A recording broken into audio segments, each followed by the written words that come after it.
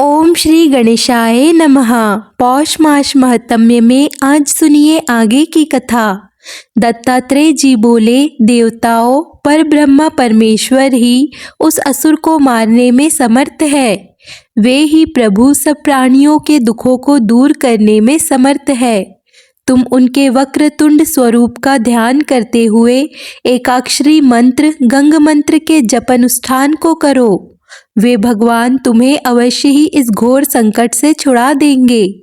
देवताओं ने भगवान दत्तात्रेय से वक्रतुंड की उपासना और उनके गंग मंत्र के जप अनुष्ठान की विधि सीखी और फिर उनके द्वारा उपदेश विधान से अनुष्ठान करने लगे। उनकी कठिन आराधना से भगवान वक्रतुंड ने संतुष्ट होकर दर्शन दिए। उनके अद्वितीय तेज के कारण सभी ने नेत्र मूंद लिए थे। तभी भगवान वक्रतुंड ने कहा, देवगणों में प्रसन्न हूँ, जो अभिष्ट हो वह वर मांगो। तब देवताओं ने उनके चरणों में प्रणाम करते हुए हाथ जोड़कर निवेदन किया कि प्रभु, हम सब मत्सरासुर के भय से चारों ओर मारे मारे फिर रहे हैं। उससे निस्तार का कोई उपाय ही नहीं सूझता। प्रभु, कृपा कर हमें इस संकट से मुक्त कीजिए। वक्रतुंड भगवान बोले कि देवताओं, आप चिंता को त्याग दो, मैं मत्सरासुर का समस्त गर्व खंडित कर दूंगा। ऐसा कहकर उन्होंने अपने गणों का स्मरण किया, जिससे असंख्य गण वहां प्रकट हो गए। उन समस्त सेना को और देवताओं को साथ लेकर वे प्रभु मत्सरासुर की राजधानी में जा पहुँचे। असुरों ने दौड़कर मत्सरासुर को सूचित किया कि राजन, असंख्य वीरों ने आकर आपकी राजधानी को घेर लिया है और वे सब नगर में प्रवेश करना चाहते हैं। इसका शीघ्र प्रतिकार कीजिए, नहीं तो बाद में स्थिति पर नियंत्रण करना असंभव होगा। मत्सरासुर ने सेनापति को बुलाकर आदेश दिया कि शत्रुओं को मार डालो। उनका जो अधीश्वर है उसे बंदी बनाकर मेरे सामने उपस्थित करो या फिर उसका भी वध कर दो। सेनापति ने जो आज्ञा कहकर सिर झुकाया और विशाल असुर वाहिनी के साथ नगर से बाहर आकर वक्रतुंड के गणों को ललकारता हुआ बोला, मूर्खों, प्राणों का भय नहीं लगता तुम्हें, जो यहाँ मरने के लिए चले आए हो। जिन महाराज मत्सरासुर की सेना के भय से ब्रह्मा, विष्णु और शिव भी अपने असंख्य सेवकों के सहित भागे भागे फिरते हैं, तो तुम्हारी क्या गणना है। इसीलिए तुरंत ही अपने प्राण लेकर भाग जाओ। तभी समस्त गणों ने एक साथ मिलकर वक्रतुंड का जयघोष किया और दैत्य सेना पर प्रहार करने लगे। भयंकर युद्ध छिड़ गया। फिर असुर सेना हारने लगी। बहुत से दैत्य, रथी, महारथी, गजारूढ़, अश्वारूढ़ प्रमुख वीर मारे गए। यह देखकर दैत्य सेना भागने लगी। सेनापति के बहुत कहने पर भी रण क्षेत्र में कोई दैत्यवीर नहीं टिक सका। यह संवाद जैसे ही त्रिलोक विजेता मत्सरासुर के पास पहुंचा कि वे आग बबूला हो उठा। उसने कहा, शत्रुओं का ये साहस मेरे ही नगर में आकर मेरी ही सेना को परास्त कर दे। वीरों, अब विलंब का काम नहीं। जैसे भी हो शत्रु को नष्ट करना अब हमारा प्रथम कर्तव्य है। चाहे हमारे प्राण चले जाए, किंतु शत्रु को आगे नहीं बढ़ने देंगे, उसे भगाकर ही छोड़ेंगे। अमात्यों ने हाथ जोड़कर निवेदन किया कि प्रभु, हमारे वीरों ने शत्रु सेना में एक भयंकर रूप वाला योद्धा देखा है। वह अपनी समस्त सेना का संचालन कर रहा है। वह तो बड़ा दुरादर्श वीर है। जिधर बढ़ जाता है उधर ही सब कुछ शून्य हो जाता है। इसीलिए राजन, हमारे विचार में तो उससे संधि कर लेनी चाहिए, क्योंकि बुद्धिमानी इसी में है कि अवसर देखकर कार्य किया जाए। उनकी बात सुनकर दैत्यराज लाल पीला पड़ गया और क्रोध से आंखें निकालकर बोला, कायर पुरुषों, तुम मुझे शत्रु के सामने झुकने का परामर्श दे रहे हो। इससे तो युद्ध में मर मिटना ही अच्छा है। फिर उसने प्रधान सेनाध्यक्ष को आदेश दिया कि शत्रु का सामना करने के लिए विशाल सेना लेकर आगे बढ़ो। मैं भी तैयार होकर आ रहा हूँ। यह घोषणा कर दो कि रणभूमि में मैदान छोड़कर कोई भी ना हटे। नहीं तो उसे मृत्युदंड दिया जाएगा। प्रधान सेनाध्यक्ष ने समस्त सेनाओं को तैयार होने का आदेश दिया और राजा की आज्ञा भी सुना दी। मत्सरासुर स्वयं उस असंख्य दल के साथ राजधानी से बाहर निकला। उसके प्रेय और विषय प्रेय नामक 2 सुंदर पुत्र भी साथ थे, जिन्होंने सुनियोजित ढंग से भगवान वक्रतुंड के गणों पर भीषण आक्रमण कर दिया था। गणों और असुरों के मध्य इतना भयंकर युद्ध हुआ कि दोनों पक्षों को भारी नुकसान उठाना पड़ा, किंतु विजय या पराजय किसी की भी नहीं हुई। इस प्रकार युद्ध चलते चलते 5 दिन बीत गए। इसी बीच भवानीपति को मत्सरासुर के पुत्रों ने प्रहार द्वारा मूर्छित कर दिया। फिर भी भगवान वक्रतुंड के 2 गण आगे बढ़े और उन असुरों से भिड़ गए। उनके प्रहार से वे दोनों असुर मारे गए। अपने पुत्रों को मरा हुआ देखकर मत्सरासुर व्याकुल हो उठा और युद्ध स्थल छोड़कर चला गया। राजभवन में भी उसके कारण शोक व्याप्त हो गया। तब अमात्यों ने उसे समझाते हुए कहा कि राजन, शोक करने से कुछ नहीं होगा। आपके मरे हुए पुत्र शोक करने से लौटेंगे नहीं। अब तो शोक का एक ही उपाय है, शत्रु से बदला लेना। मत्सरासुर फिर से रणभूमि में जा पहुंचा। उसने वक्रतुंड का सामना करते हुए कहा, मूर्ख, यहाँ मरने के लिए क्यों आ गया? क्या तू मेरी शक्ति नहीं जानता? वक्रतुंड ने हंसते हुए उत्तर दिया, दुष्ट राक्षस, मैं यहाँ मरने के लिए नहीं, तुझे मारने के लिए आया हूँ। तेरी शक्ति से मैं भली प्रकार से परिचित हूँ। तू उन्हीं के वर से अत्यंत प्रबल हो गया है जिन्हें तूने पाश में बांध लिया था, लेकिन अब तेरा हास काल आ गया है, इसीलिए अब तो निश्चय ही मारा जाएगा। फिर भी अगर तुझे प्राण अधिक प्यारे हैं तो मेरी शरण में आ। मत्सरासुर ने देखा कि वस्तुतः भगवान वक्रतुंड अत्यंत प्रबल है, जिनका सामना करने से मरना तो संभव ही है, तो वह उनके प्रस्ताव पर विचार करने लगा और अमात्यों से परामर्श किया कि अब ऐसी स्थिति में क्या करना चाहिए। अमात्यों ने उसे समझाया कि महाराज, वक्रतुंड ने आपको शरण देने का प्रस्ताव कर दिया है, उनकी उदारता का परिचय दिया है, इसीलिए प्रभु उनकी शरण ले लीजिए, अधिक कल्याणकारी होगा। असुर का भी यही विचार था, इसीलिए वह शीघ्र ही वक्रतुंड की शरण में जाकर उनकी स्तुति करने लगा।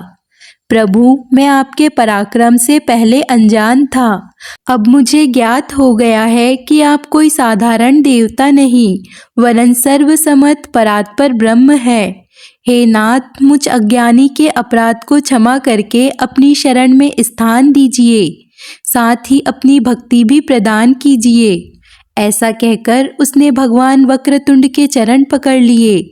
इससे वे भगवान संतुष्ट होकर बोले, असुरराज, मैं तुझ पर प्रसन्न हूँ, अब तू निर्भय होकर अपना राज्य कार्य कर, किंतु विस्तार लिप्सा को त्याग दे, देवताओं, नागों आदि के स्थान इन्हें लौटा दे और जितने स्थान में रह सके उतना ही सीमा में रहता हुआ सदैव मेरी भक्ति में लगा रहे। अपने अनुयायियों को आदेश दे कि वे निराह प्राणियों पर किसी भी प्रकार का अत्याचार न करे। मत्सरासुर ने तुरंत ही स्वीकार किया कि वह वैसा ही करेगा। इससे सभी देवगण आनंद मग्न हो गए और उन्होंने भक्ति भाव से वक्रतुंड भगवान की स्तुति की। उन्होंने देवताओं को भी अभय प्रदान किया और तुरंत ही अंतर्ध्यान हो गए। श्री सूत जी बोले, हे शौनक, उन दयामय भगवान वक्रतुंड ने मत्सरासुर को क्षमा कर दिया और उसे अपना भक्त बना लिया। इस प्रकार एक अन्य उपाख्यान दंभासुर का भी है, उसे भी भगवान वक्रतुंड ने क्षमादान दिया था। शौनक जी बोले, हे सूत जी, हे प्रभु, मुझे दंभासुर का उपाख्यान भी सुनाने की कृपा कीजिए। हे दयालु, मुझे गणेश्वर के विभिन्न चरित्रों को सुनने में बड़ा आनंद आ रहा है। तब सूत जी बोले, हे शौनक जी, वह उपाख्यान सर्वारंभ काल का है। जब ब्रह्मा जी ने सृष्टि रचना का कार्य आरंभ किया, तब उसमें उन्हें अनेक विघ्नों का सामना करना पड़ा। तब लोक पितामह ने सोचा, इन विघ्नों का निवारण वे वक्रतुंड गणाधिपति ही कर सकते हैं, इसीलिए उन्हीं प्रभु को प्रसन्न करना चाहिए। ऐसा निश्चय कर उन्होंने गणेश्वर का भक्ति भाव से पूजन आरंभ कर उनके षडाक्षरी मंत्र वक्रतुंडाय हुम का जपानुष्ठान आरंभ कर दिया।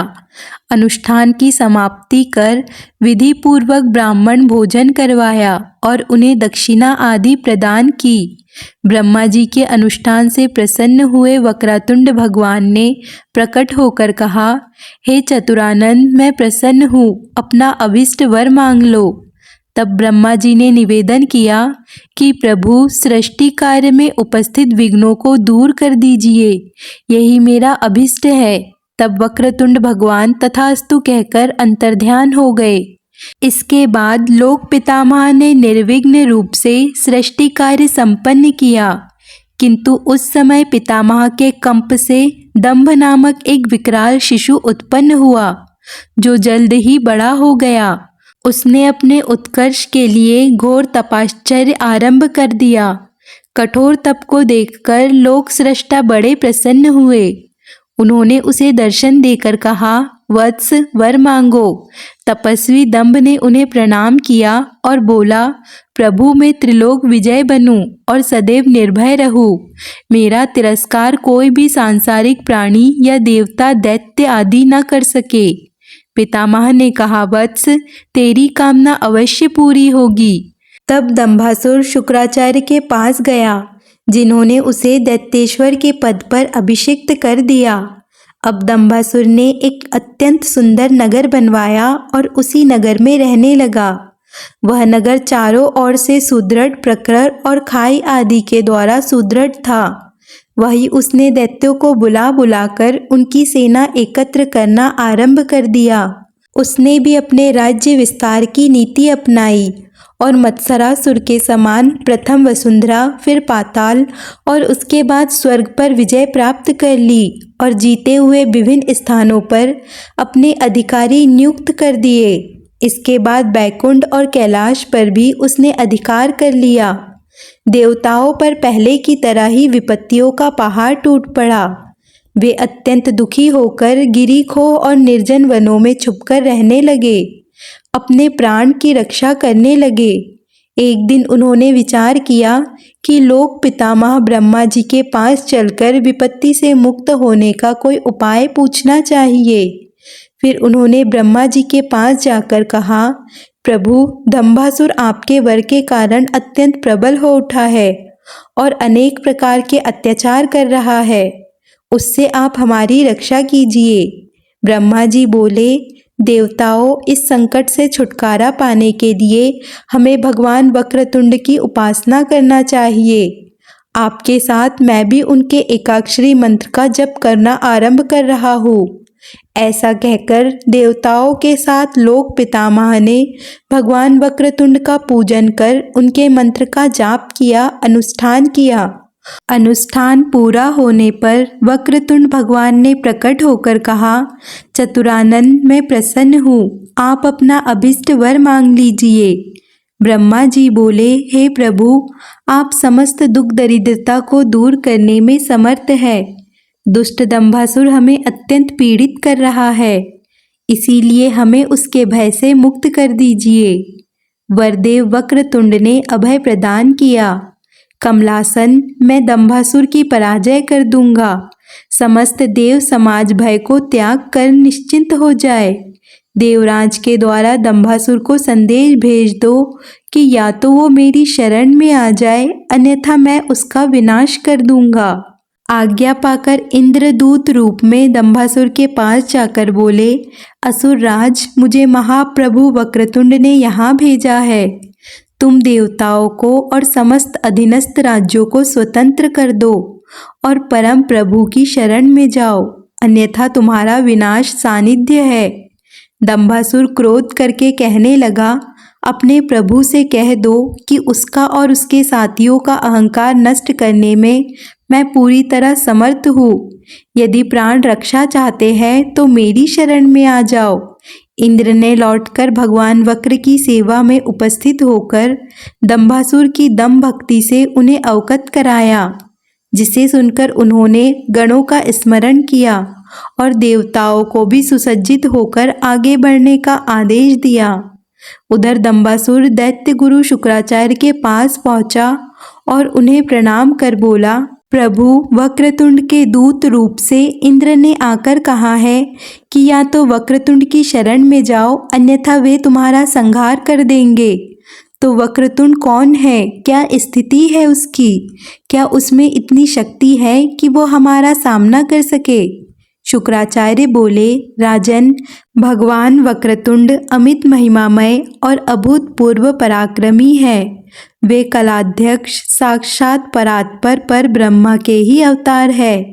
यदि तुम दंभ का त्याग करके उनकी शरण में जाओगे तो निश्चय ही तुम्हारा कल्याण होगा, फिर तुम्हें किसी प्रकार का भय रह ही नहीं सकता।